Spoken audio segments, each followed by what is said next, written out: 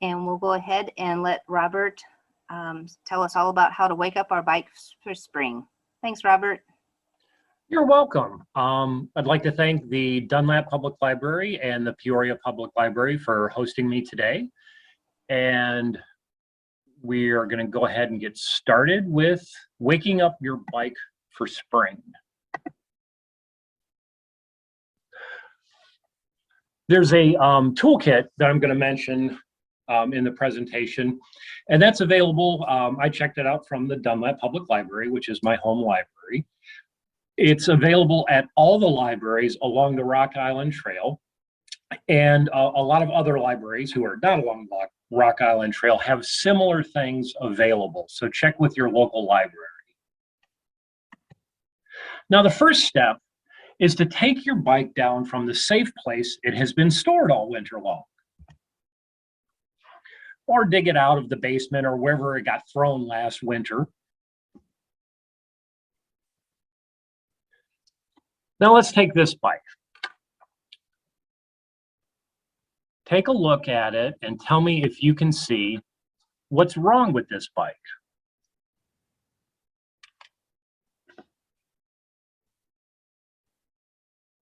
Well, there's no reflectors on it. That's a big problem. And there's lots of dirt and lots of corrosion. Lots of dirt and lots of corrosion. All of this needs to be cleaned up and lubricated. Also, the tires are very badly dry rotted. You can see the cracks there. And in this next photo, as I push down, you can see that these tires are just very, very badly dry rotted and cracked. There's every possibility that if these tires were inflated to their proper pressure, they could start to come apart. So these tires definitely need to be replaced. So first step, this is a coaster brake bike. I'm sure all of us, either as a kid or as an adult, have ridden a coaster brake bike. That's where you turn the cranks backwards to slow the bike down or stop it. So the first step, take this coaster brake arm apart. And then I'm taking the rear axle nuts off here. And it's very important whenever you're working on a bicycle or pretty much any mechanical device to use the proper size tool for the job. You can see here this nut was rounded over, most likely when someone used an adjustable wrench or an ill-fitting, the wrong size wrench. So you need to be very careful when working on bicycles to use the right size wrench. Make sure there's no slop. If you have to use an adjustable wrench, make sure that it fits very tightly on the fastener each and every time you make a turn on that fastener.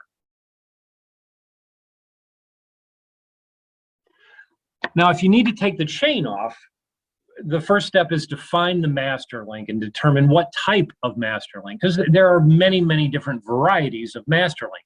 Some have a simple little snap ring that you can pry apart with a screwdriver and the chain comes right apart. Most chains these days, you need a press, or you can use a punch and a hammer to remove one of the links. But you want to find the one link that's a little bit different than all the rest of the links. Or sometimes if you'll look at your chain and all the links, every single one of them looks exactly the same. And that's okay too. You're just going to have to pick a link pretty much at random, and it will come apart pretty much exactly like this chain does. But this old bike, it definitely does have one discernibly different link, so that's the master link, and that's the one I'm going to take apart. Now, this handy dandy tool is available from my local library. It comes in that little bicycle repair kit, and it's used to drive the pins out of the master link. Or like I said before, if you can't find a discernible link, just any link will come apart just like this. You drive one of the pins out and the link comes right apart. Here's a closer view of that master link press.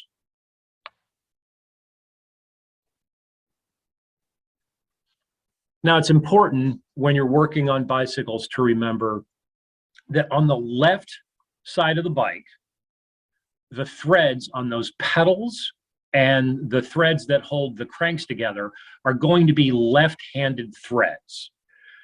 If you've worked on anything mechanical, you've heard the phrase, right is tight and left is loose. Well, that's true almost all the time, unless it's left-handed threads. And then it's exactly the opposite. Left, turning the fastener to the left would tighten it, turning it to the right would loosen it. And this is done because on the left side of the cranks, as you're riding it and applying torque, if they were standard right-handed threads, there's every possibility that those could come loose while you're applying torque and pedaling the bicycle. Now, these are the crank bearings on this bicycle. And if you look closely, the grease has just basically solidified and become dirty and sticky. And all of that needs to be cleaned off and re-lubricated. This older type of bearing, these seem to last forever. They're great big bearings. So these bearings are going to be just fine as soon as I clean them up and re-lubricate them. Now I'm going to remove the handlebars and the neck. The first step is to loosen this neck bolt. Doesn't need to be loosened a whole lot. It's a very long bolt, only about 3/8 of an inch or so. Just get it loose, and then need to give it a tap with a hammer to drive that bolt back down. And then the neck is loose. You can see it's dropped down into that fork tube. And this is what I was doing. This is called a stem expander bolt. And basically what this is, there's two wedges that are machined into this. One wedge is machined into the neck, and the other wedge is the actual nut on the end of this stem expander bolt. And as you tighten this, the two wedges come together and expand and grip the inner diameter of your fork tube. With some slight variations, every bicycle I've ever worked on has had some type of stem expander bolt with these wedges that hold the neck in place. And every time you have to tap them down a little bit to get them to come loose. You can see if I remove that big long bolt completely, these two wedges would still be wedged together, and I would not be able to remove the neck assembly. So you need to give it that little tap to knock it loose, and then it'll come apart. But these are the headset bearings. They allow the fork to rotate. And they were also sticky and gooey and dirty, but the bearings themselves that were in fairly decent shape. It's just a matter of cleaning it and re-lubricating it. Now, your bike, when you pull it out this spring, is probably, hopefully, not going to be in this state of disrepair. This bike actually was abandoned at the Dunlap Public Library, and it sat out there for quite a while, at least a year. And then I decided to do this program and rebuild this bike, and it got delayed, and I forgot about it, and it sat outside at my house for another winter. So this bike was very, very neglected and left exposed to the weather for quite a long time. So when you pull out your bike, like I said, hopefully it's not going to be in this sad a shape. Here's a photo of the front axle bearings on this bike. Once again, they're those cage type bearings. The front wheel would barely turn. These were so gooey and sticky. So the axle bearings on this bike, which are these cage bearings and very easy to work on and very durable, even with this amount of dirt and gook on them, basically all that needs to be done is they need to be cleaned up and re-lubricated and reinstalled. The hub on the wheels, that's where the bearings ride inside the wheel. That also needs to be cleaned up, get all the dirt and gook off of it, polish away any corrosion on those races where the bearings ride. Now I'm removing those old dry rotted tires. It's very important when you're working on tires like this not to use a screwdriver or anything that has a sharp metal edge. These plastic tire removal tools, these red ones here came in the kit that I checked out from my library. If you use any kind of metal, you're gonna scrape up your wheel. You could quite possibly pinch the inner tube and just do damage. If you don't check out these from the library, you can buy a set of these. I just recently purchased one from Bushwhacker for $3. It's very worth the investment to have a set of these if you're going to be changing any tires on any bicycle. They make it a lot easier, and you won't be damaging your wheel or your inner tube. Now, if you look at this picture, the wheel in the back has been cleaned up and the wheel in the front has not. The product I use to clean up these wheels is quadruple zero steel wool. It's a fantastic product for doing all kinds of metal polishing.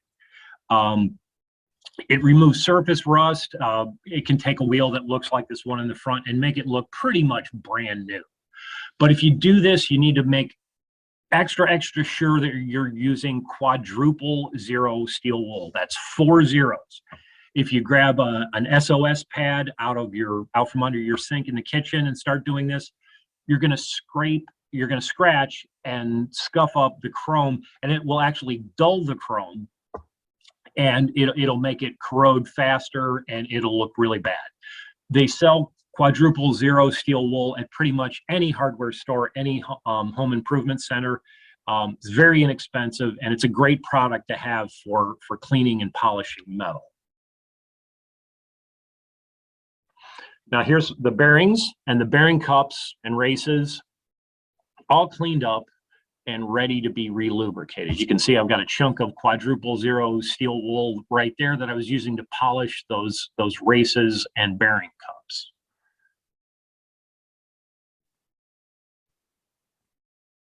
And now I'm reinstalling those bearing cups.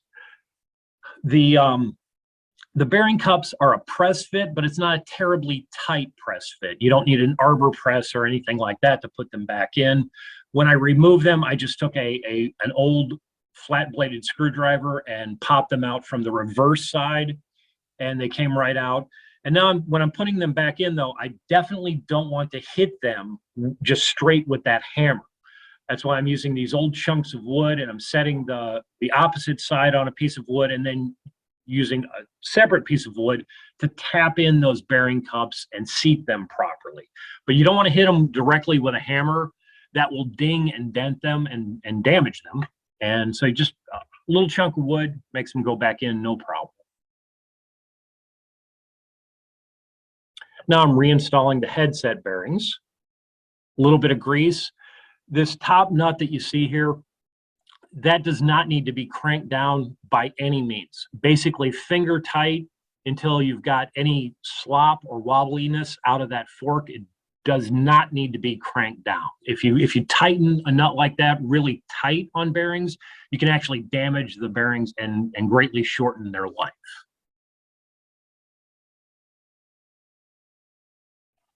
Now here's the crank bearings. For grease on a bicycle, especially like this, you don't need anything special.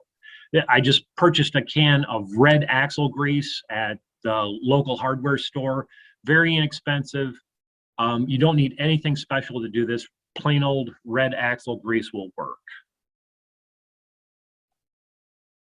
And I'm reinstalling the cranks. This type of crank is called a one-piece crank because it's one piece of metal. It's one cast that the threads have been machined onto. You're going to see on most modern bikes, they have what is called three-piece cranks, where the cranks where your pedals go are two separate pieces from a center axle that rides in your frame. You need a special puller for removing three-piece cranks. That puller is available in that kit that I checked out from my local library. And now I'm reinstalling new tires, and I'm actually using the old inner tubes. Who knows how old these inner tubes were, but they were quite old, and you saw how poor a condition the tires were in. But believe it or not, the inner tubes inside those tires were just fine. And fortunately, since I was very careful removing them, I can reuse them. They hold air no problem. I've got the bike right behind me actually, and I checked the pressure this morning, and they hold air no problem. But especially, once again, installing a new tire, you want to use these plastic tools, because I can almost guarantee every time if you use a screwdriver, you will pinch your tube and destroy it. These plastic tools make it so easy to safely install a new tire. And like I said, a set of them is $3 over at Bushwhacker. Very inexpensive, well worth the investment. I thought this was a clever safety feature on this old bicycle. The washers that go around the front axle have a little tab on them that fits into a hole on the front fork. And I'm sure many of us have heard horror stories about somebody's front wheel falling off and the front forks digging into the pavement and somebody just eating asphalt. And this little washer, the way it hooks in here, if that front axle nut comes a little bit loose, your front wheel's not going to fall off. This will hold it in place, and you can safely stop the bike and take it home and tighten up those nuts. And I'm pointing this out because it would be very possible to install this washer the opposite way and defeat that little safety feature.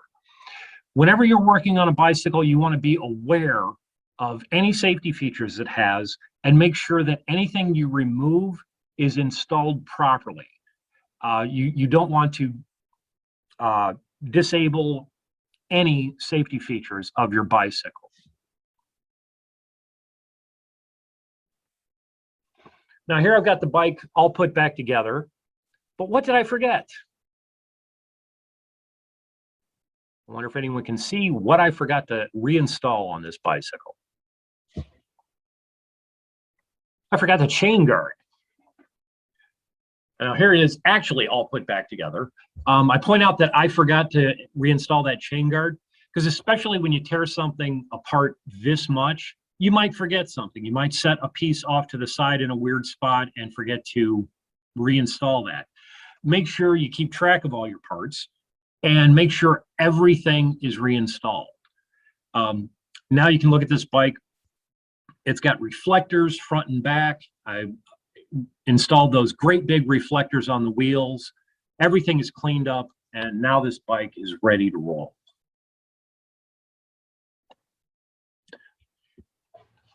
When you do a project like this, or when you take a bike out that hasn't been looked at in a long time, you want to check every single fastener on that bike. You want to make sure that everything is tightened up, nothing's loose, nothing's going to fall off, nothing's going to give you trouble when you're going down the road. And check your tire pressure. The recommended tire pressure is going to be embossed on every single tire on the side.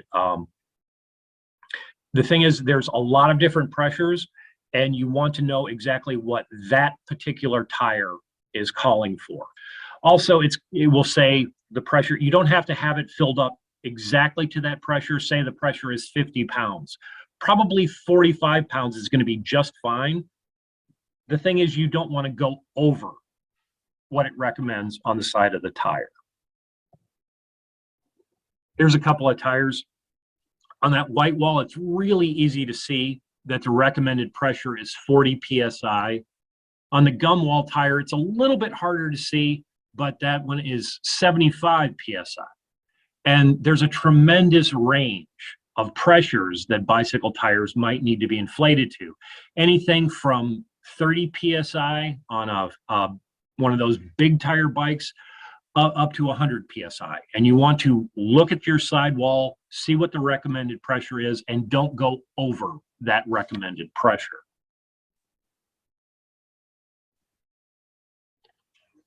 I highly recommend that you buy a good quality bike pump. Using an air compressor on a bicycle, I have seen people blow the tire right off of their bicycle using an air compressor.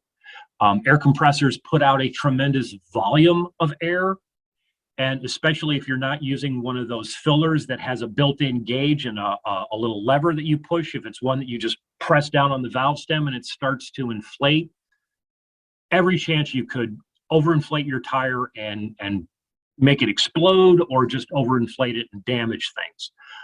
A bicycle pump like this is a great investment, just if you own a bicycle, because checking the tire pressure is something you're going to want to do frequently. This particular bicycle pump I purchased at least 20 years ago, and it has been working fine. The hose cracked last year and I had to put a new hose on it, but in 20 years I've had to replace one component of this bicycle pump. Definitely well worth the investment. It's got a built-in gauge there, so I'm not going to overinflate my tires, and it's a very handy thing to have around.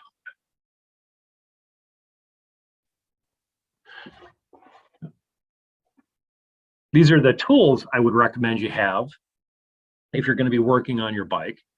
A good quality set of sockets, both metric and standard. Often you find that bicycles will have a combination of metric and standard fasteners on. You want to make sure that you have a good quality set of metric and standard sockets. Also, a set of metric and standard wrenches. Those box wrenches I have, and there's my trusty ball peen hammer I use to remove the neck, and I've got an adjustable in there. Now that's a very high quality SK adjustable wrench. It is very well made. That particular wrench belonged to my dad. It's one of those tools that I have no idea when it was purchased, because it has existed my entire life. And it still is one of the best adjustable wrenches I have ever encountered. So that's why I hang on to it. If you're gonna use an adjustable wrench, make sure it's a very high quality adjustable wrench. Make sure that that movable jaw does not wobble up and down. If it's sloppy or out of square, get rid of it. It's going to cause you problems. An extra 10mm wrench. This is kind of a running joke with mechanics. Your 10mm wrench seems to always go missing. Someone borrows it, or you set it down somewhere and it seems to be gone. Also, everything has 10mm fasteners. It seems to be the one universal thing that no matter what you're working on, you're going to encounter a 10mm fastener. Even Harley Davidsons. I have a friend who's a lifelong Harley Davidson mechanic, and he has 10mm wrenches and sockets in his toolbox because, I believe it's an ignition component that requires a 10mm wrench. Screwdrivers. A nice quality set of flat tip and Phillips head screwdrivers are going to be necessary. Different sizes. Sometimes some bikes have larger Phillips heads, smaller. You need to make sure you have the right size and that you're fitting any fastener. Just like with the wrench, you need to make sure that any screwdriver you use actually fits the fastener snugly. On the right-hand side there, I have a 1/4-inch socket set. I purchased that set years ago at a hardware store, and it's a handy thing to have because it has an adapter that holds screwdriver bits. It's great for getting into weird little spaces where it's hard to get a regular screwdriver. It's also fantastic for loosening stubborn fasteners that may be corroded or over tight. Standard and metric Allen wrenches. That old green bicycle, it of course had absolutely no Allen wrenches, fasteners on it at all. But most modern bicycles that you encounter are going to require Allen wrenches. Purchasing a good quality set of standard and metric Allens is a really good idea. The holders like this, to keep them organized and keep you from losing them, are a great idea. These particular sets have a ball end on the long end. That's great for getting into weird angles and running a screw in from a weird angle. These particular sets I think I bought them when I was in my 20s. You can see they're, you know, they've seen a lot of use, but they're still going strong. Now, this is that toolkit that I mentioned that I checked out from my library. A lot of specialty tools that you might need for working on a bicycle. And this, as I said, is available at the Dunlap Public Library and all the libraries along that Rock Island Trail. Now, WD-40. WD-40 is a fantastic product for cleaning scratchy pots on old guitars. Not kidding. It actually works great for that. If you have an old guitar and when you turn the volume and tone knobs, it makes that screechy, scratchy noise. WD-40 will, you soak it down with that, it'll clean it right up. But WD-40 is not a great product for using on your bicycle. You don't want to spray down your chain and your derailleur with WD-40. WD-40 is much better for cleaning than it is for lubricating. Now, these are the products I used on that green bicycle. I used plain old 409 to clean off a lot of the dirt. I used gunk parts degreaser to get that old sticky, nasty grease off of the bearings and the chain. PB Blaster, I think that is a much better penetrating oil than just about anything on the market. If you have fasteners that are corroded together, soaking them down with PB Blaster it's gonna loosen them up, if anything will. And for the chain and cables, use a good quality chain and cable lube. The kind I purchased was Liquid Wrench. Picked that up from the local auto parts store. But that's what you should be using on your cables and chain. They make specialty products such as chain wax. I've never used that much, and I've always had really good luck just using the spray, chain, and cable lube. And also, I use plain old Carnauba car wax on this bike. Now, like I was saying before, your bike, hopefully, is not going to need nearly as much work as this old green thing did. But what are the minimums that you should be doing before you ride your bike this spring? You need to check for tire and brake wear. Look at your tires. If you see dry rot on those sidewalls, you're going to need to replace those tires. Look at your brake pads. Are they worn? If they're showing just minor wear, probably no big deal. But if they're showing significant wear or especially uneven wear, you're going to need to look at those brake pads and replace them. And if they're worn unevenly, find out why your brake isn't hitting squarely on the wheel. Check for loose or missing parts. If your bike doesn't have those reflectors on it, put those reflectors on. Visibility is highly important on bicycles. If your handlebars are a little bit loose, if anything's a little bit loose, you need to make sure everything is nice and tight. Check for corrosion. Any corrosion you find on your bike needs to be cleaned up and a good coat of wax put on to keep that corrosion at bay. Wheel trueness.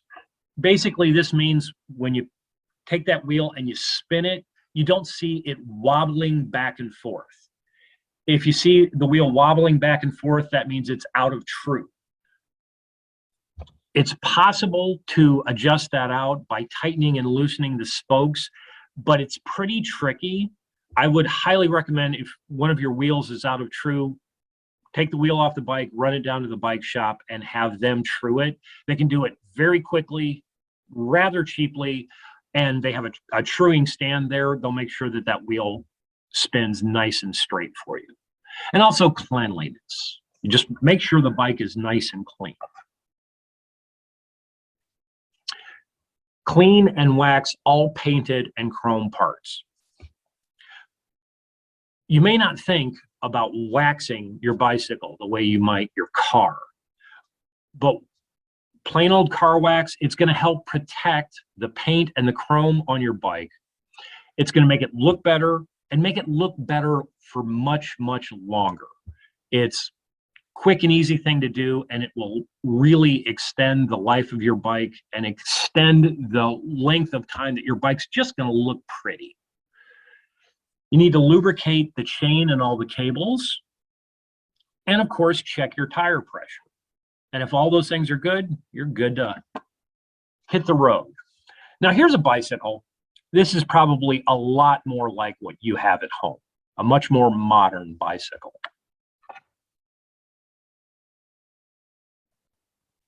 Looking at this bike, it's got reflectors on the front and back wheels. There's reflectors on the pedals, reflectors front and back. No dry rot on the tires.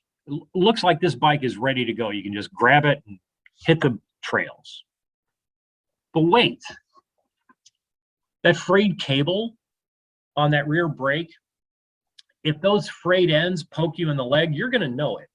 And also that cable is only going to get worse if something's not done about it. Also, believe it or not, cat hair is not a good chain lubricant. So a few things do need to be done to this bicycle. First of all, just going to wash it. Plain old car washing soap and a scrub brush. Even the chain, I scrubbed the chain to get all of that cat hair off of it. And where that cable had started to come unraveled, I simply spun the individual wires back together and crimped a new cable on the end. That cable did not need to be replaced, just a new ferrule on the end, and it's good to go. Then I took my degreaser and sprayed down the chain and the derailleurs, lubricated that, checked the tire pressure.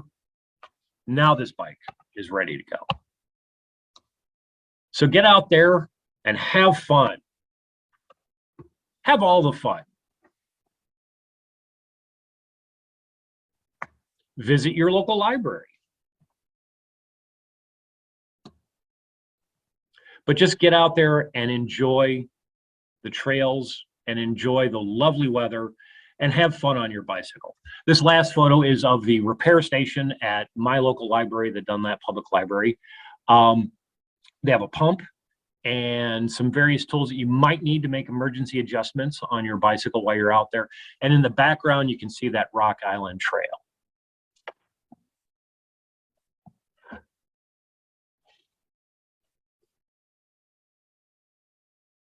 I'd like to thank you for joining us today. That link there, the Bike the Trail, that's about the Rock Island Trail. Very neat trail. It's fun. It's not very challenging. There's not a lot of hills or anything you have to go up and down because it was built on a railroad bed. Or check out bikepeoria.org. The bike co-op here, great guys, a lot of help, and you can get some really cheap parts from those guys. And now I think we're ready for some questions.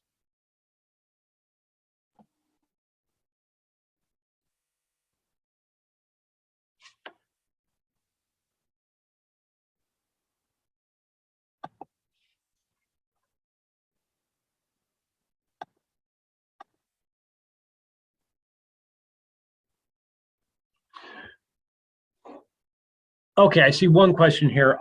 Please point to all the spots that need lubrication. Well, let me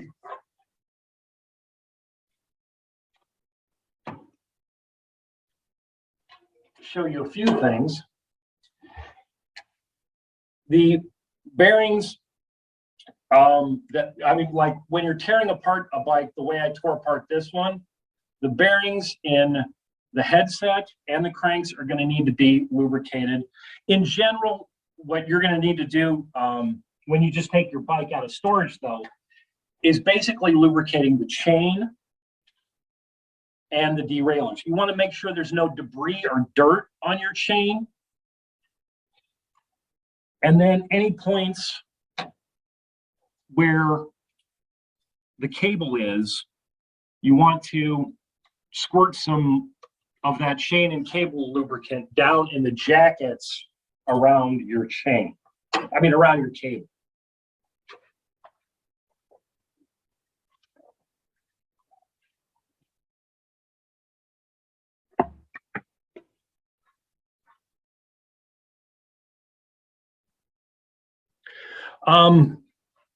Mike's asking, he's concerned about having a flat tire in a remote area. If you're going to be far off the beaten trail, that's not a bad idea.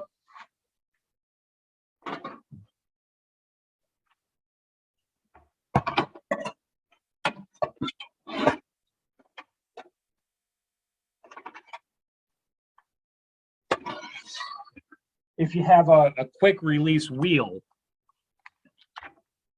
that's all you would need, and a pump. You would need to have one of those little bicycle pumps that you carry with you on your bicycle everywhere, or the repair kit.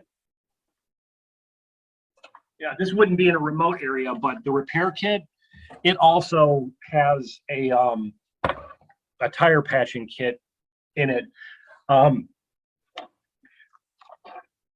But yes, if you're going to be in a very remote area, perhaps mountain biking or such, where you're not going to be around any place where you can find an air pump, yes, you may want to get these and one of those pumps that you just attach to the bar of the bike and carry that with you.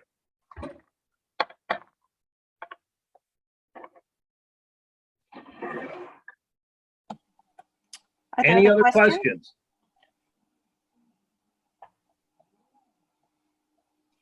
What was that? No, I was just asking also if there were any other questions, Robert.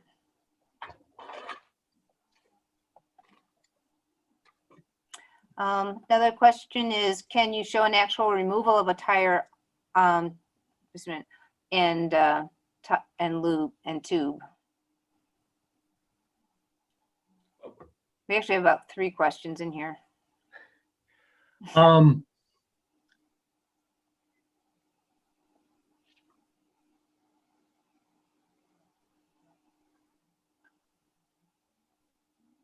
Oh, somebody's asking, for routine cleaning to get off dust and dirt, is it better to use 409 and soap and water?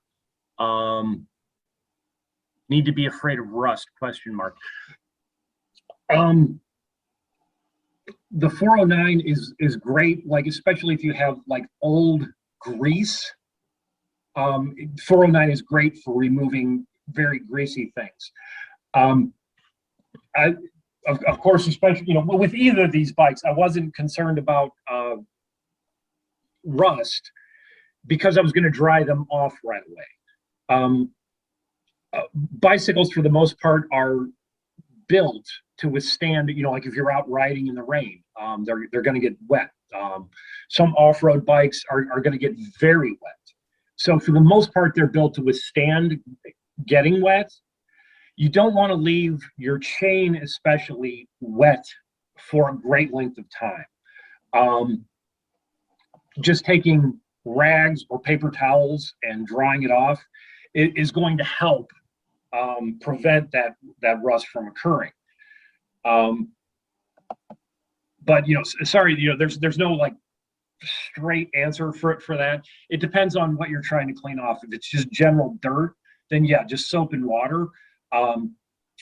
Like I in the picture I showed of working on this blue bike, I scrubbed the whole thing with soap and water and sprayed it off with the hose.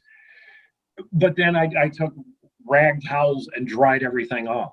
And then I used the degreaser to get any residual lubricant off of the chain and derailleur before I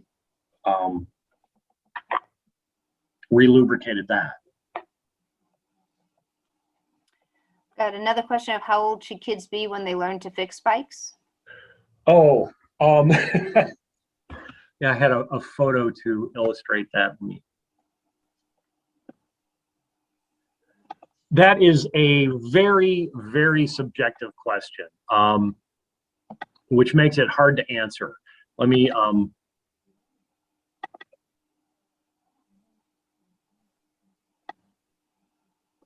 see if I can go back into screen share here.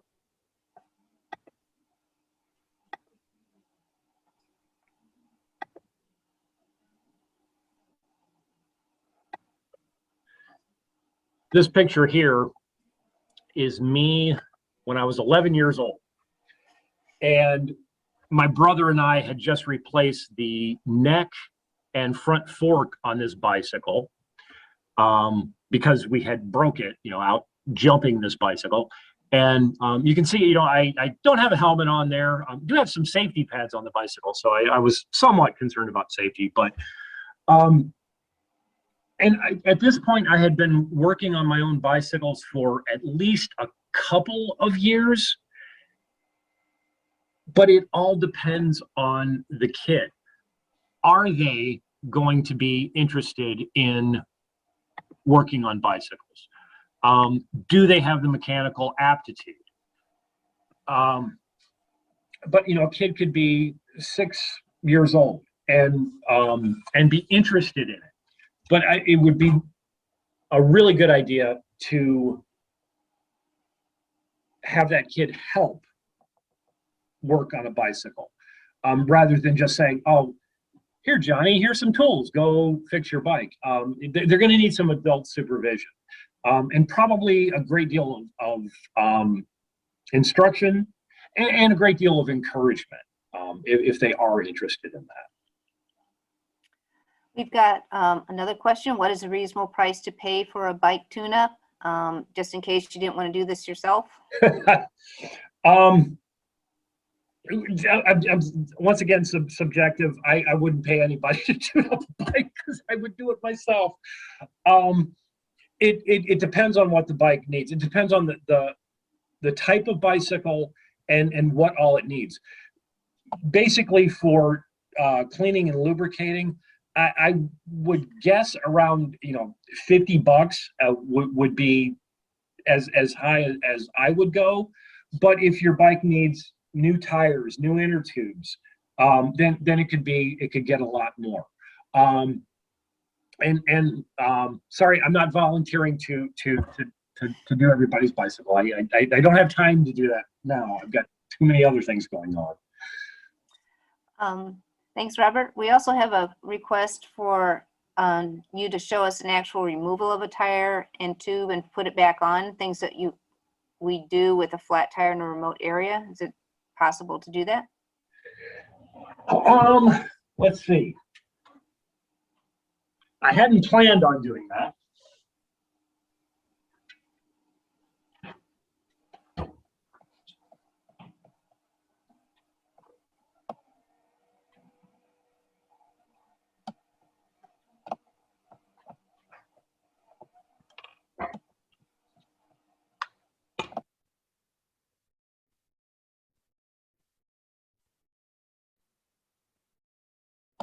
Robert, could you tilt your camera down a little bit? We're only seeing like half of your wheel.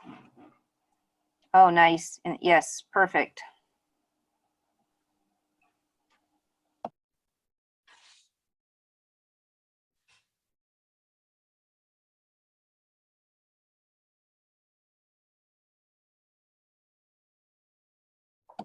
You got to let some air out of it to get it past the brakes.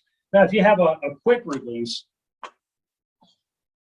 it's really easy to get that wheel removed. Most modern bikes are going to have the quick release like that.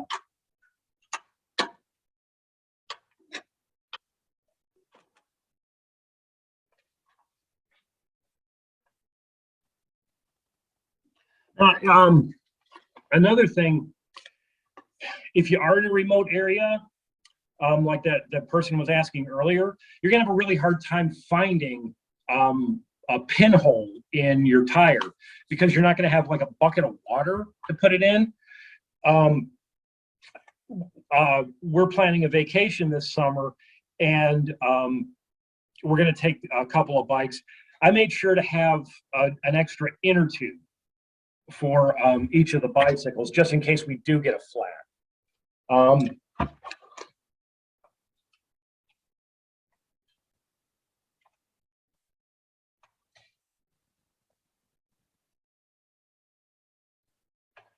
Now,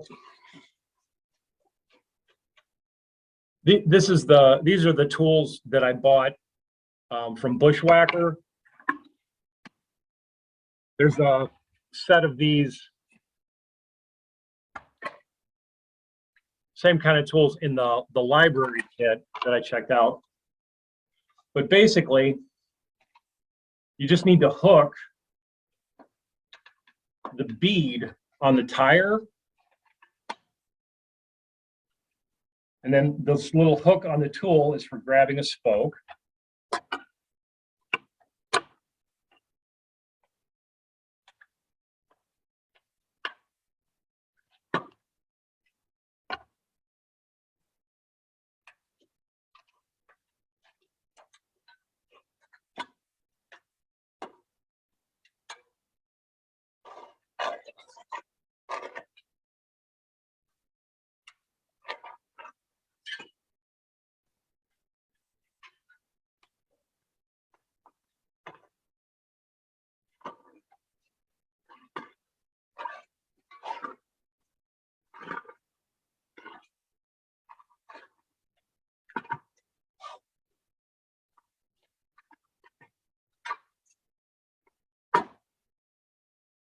Now, if you were trying to patch this, you'd want to put air in it and then just, running along, try to listen for any leaks in it. And then use your patch kit. It's got a little piece of sandpaper or a tool for roughing it up. Glue on that, glue on the patch. And that's a contact cement. You let both sides dry, then put it on. Fill it up with air again. Make sure that you've got the leak.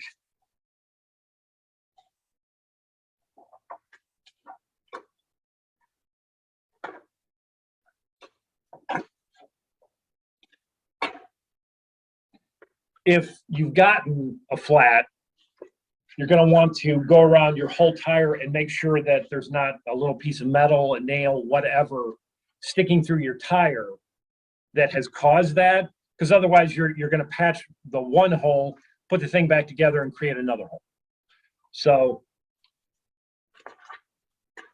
then when you're putting this on, there are two beads. They're little pieces of metal or fiber, but a lot of times metal on the inside here, and there's two of them, here and here. You want to get one side completely on the wheel. The first side's normally pretty easy to get.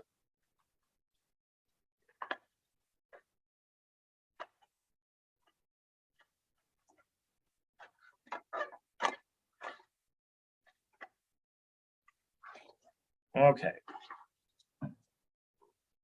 Find your valve stem. Find the hole for the valve stem.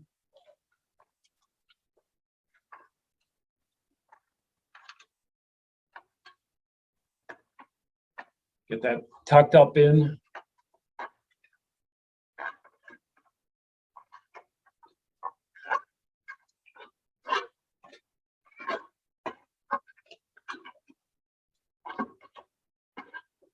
If you've got a brand new tube, you're going to want to inflate it and have a little bit of air in it just to help keep it from twisting up inside the tire.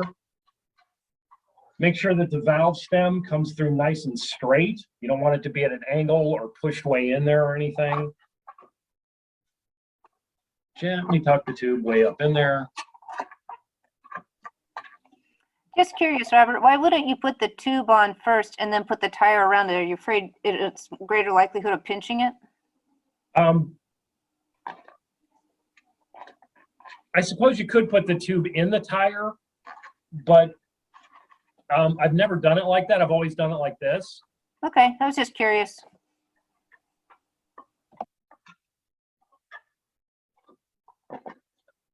I think you might, there might be too much material, because basically what you're talking about is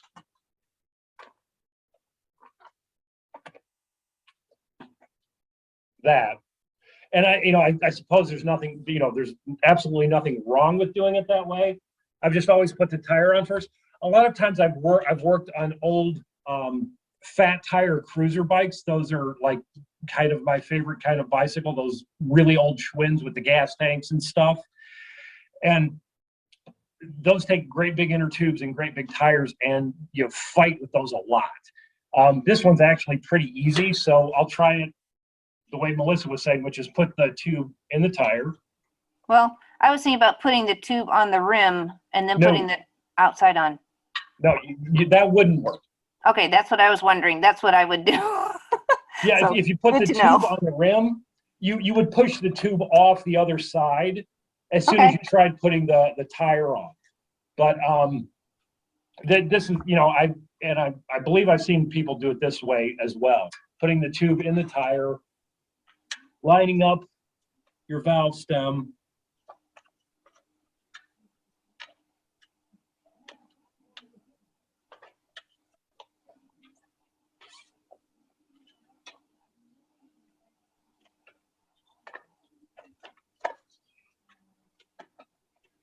Then getting the one side all the way on.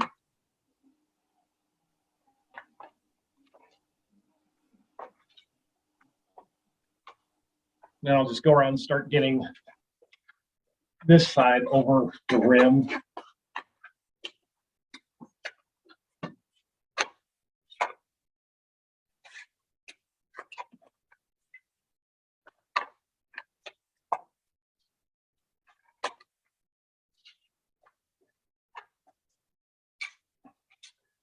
Now I'm going to need these guys again. May only need one to get this back on. Yeah. Snap back on, no problem.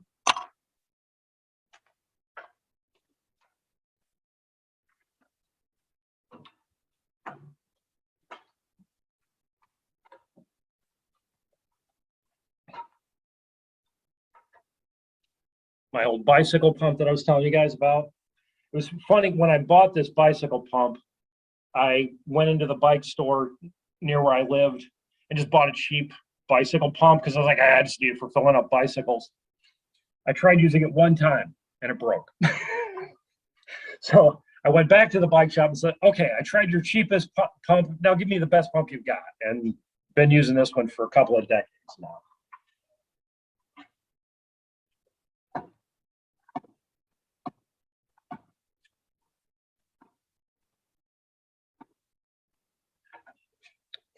And I just remembered a mistake I made. I should have put the wheel back on the bike before I put air in the tire. But basically, that's it. The tire is pretty wide. So if it's filled with air, it can be hard to get it past the brakes.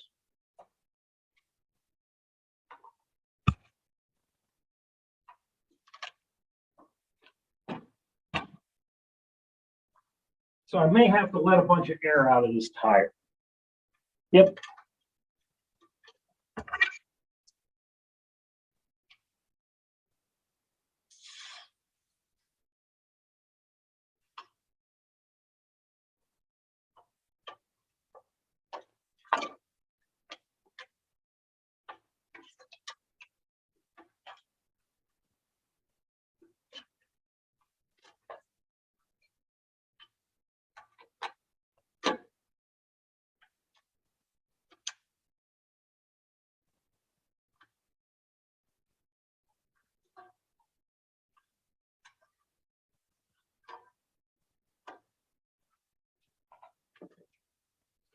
Now I'll finish filling the air up to its recommended pressure.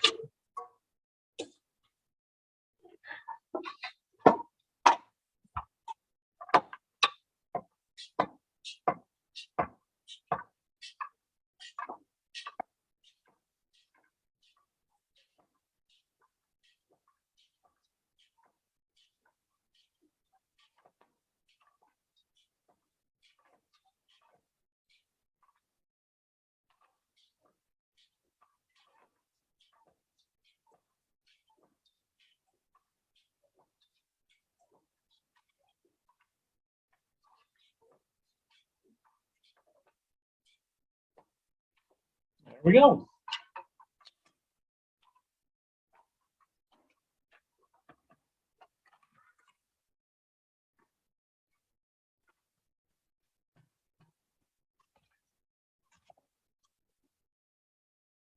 Don't forget to put the valve cap back on.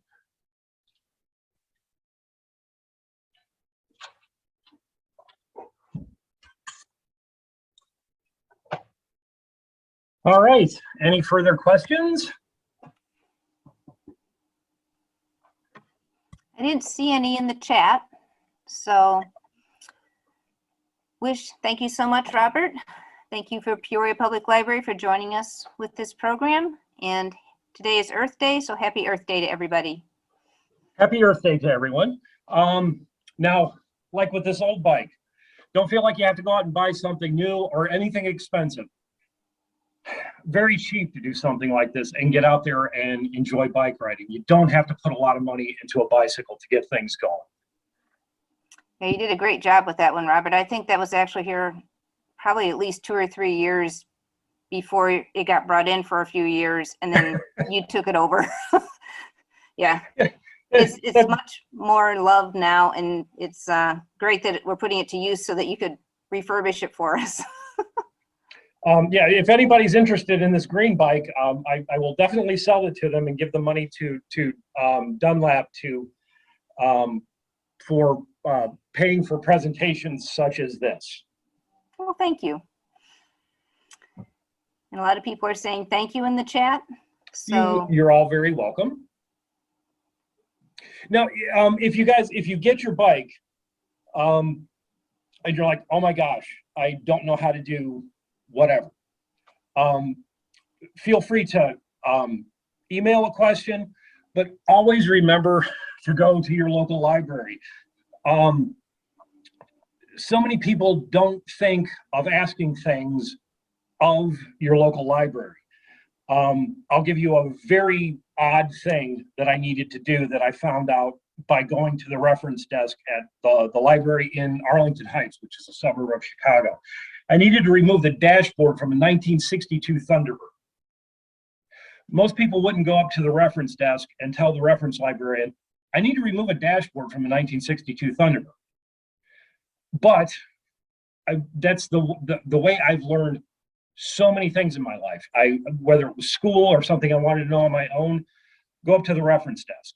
Well, I told that reference librarian that I needed to remove a dashboard from a 1962 Thunderbird. And this was in the age before the computers, she looked through one book, found out who had a large collection of service manuals, and did an interlibrary loan to get me an original service manual that they would send to a Ford dealership for 1962 Thunderbirds, which had all the instructions on how to remove that dashboard. And pretty much anything you need to learn, whether it's a bicycle, whether it's about English literature, whether it's about resumes, go to your library. They can help you with anything you need to learn. Oh, thank you, Robert, for that PSA. That's great. We do have one final question. It says, if your tire gives you a tire pressure range, should you go high, low, or in the middle? Oh, could somebody ask me a question that's not subjective? Okay, if never, whatever the high range is, absolutely never go over that.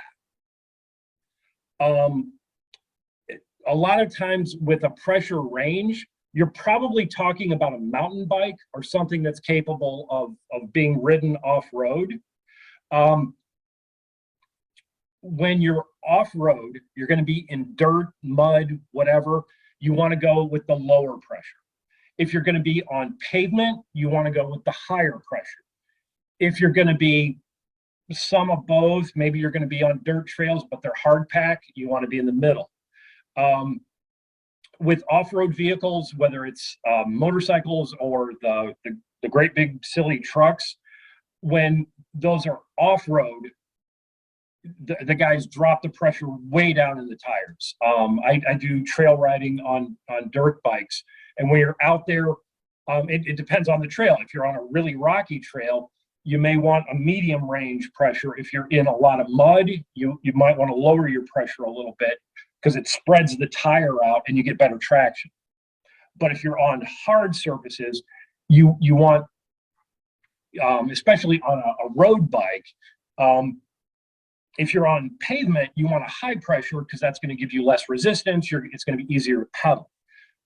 If you have low pressure on road, it makes it harder to pedal. And so it depends on the circumstances under which you're riding your bike.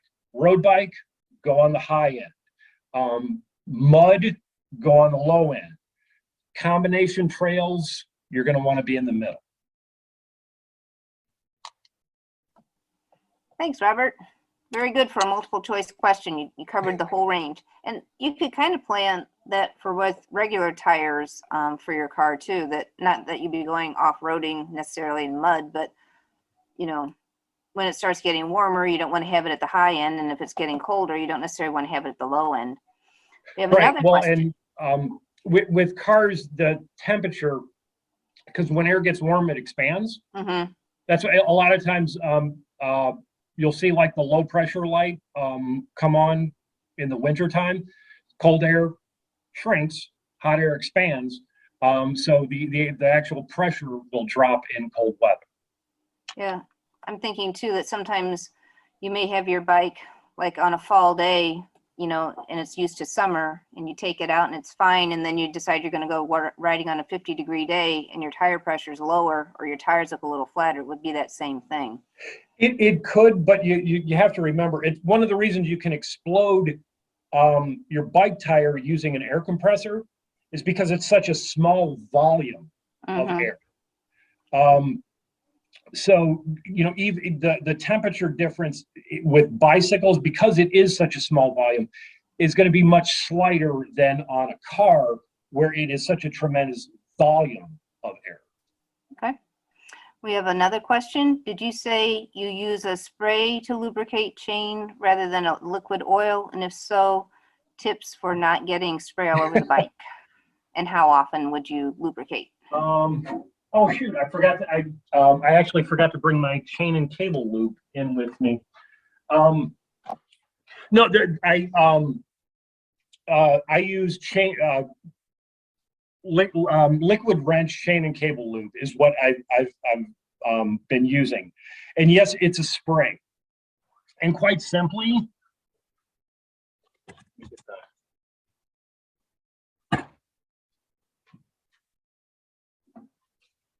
pretend that this is chain and cable lube.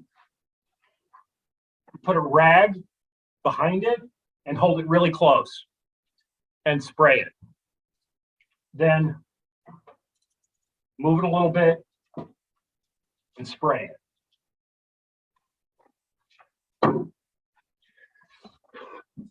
What I always do, I intentionally put too much lubricant on the chain, and then I do this on my motorcycles too. And then put some paper towels under it and let some of it drip off, and then I just take those paper towels and I wipe off the excess. I'd rather have too much lubricant on the chain than not enough. But you don't want to go crazy and just leave all of that extra lubricant on there, because it's going to, it is going to get all over your pants leg or whatever. But yeah, when you're spraying that chain and cable lube, just a rag behind the chain. If you're doing the cables, it's got a little tube. You know, these things.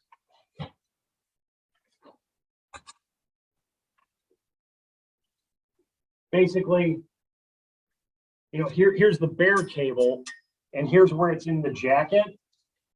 Just squirting a little bit down into that jacket, and not a lot. You don't need to put a ton of it. Just a little squirt. How often? When you bring it out. Anytime it gets wet. If you're out riding and it starts raining, when you get the bike home, make sure it's dried off and clean, and then spray a little bit more lubricant on it. And then, of course, when you're putting the bike away, it's pretty much the opposite of the presentation I showed here. Go over everything, clean everything up, and then lubricate it, then put the bike away. It's important to do that when you're putting the bike away as well as when you're taking it out. Especially lubrication. When you have a chain that's lubricated, it won't rust. If you have a chain that's dry, absolutely dry, moisture in the air will make it rust. So beginning of the season, middle of the season, end of the season, anytime it gets wet. Perfect, Robert. Thank you so much. You are welcome. Have a great day, everybody. Bye-bye. Bye-bye.